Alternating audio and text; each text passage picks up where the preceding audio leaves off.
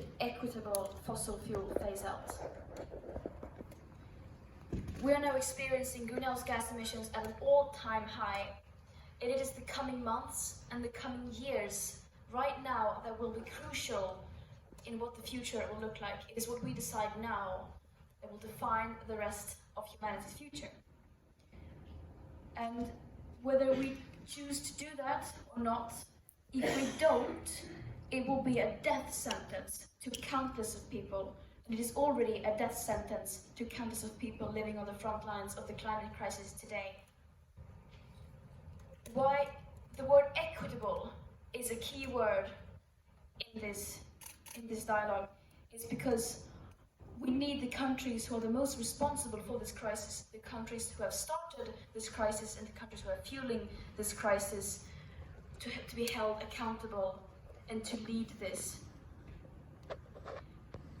And we're now here in this conference, and we have the science and we have the traditional knowledge we need in order to act, in order to make a complete U-turn and to make a just, rapid transition.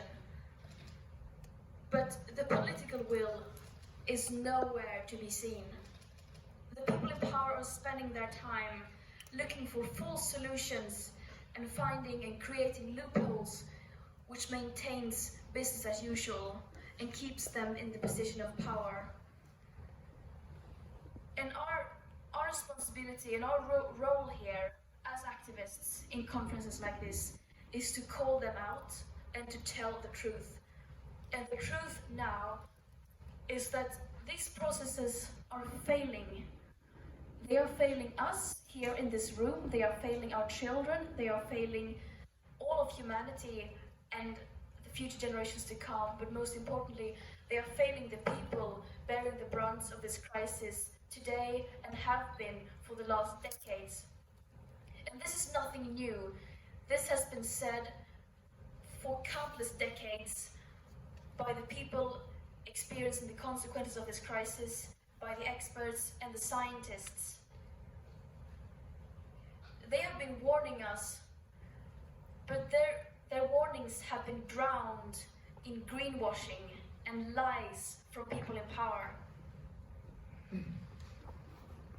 We're still rushing towards the cliff, and we are at the verge of potential tipping points that once we pass them, there might be no going back, and we might trigger feedback loops beyond human control that may risk our civilization as we know it, and throw countless of people, billions of people, under the bus.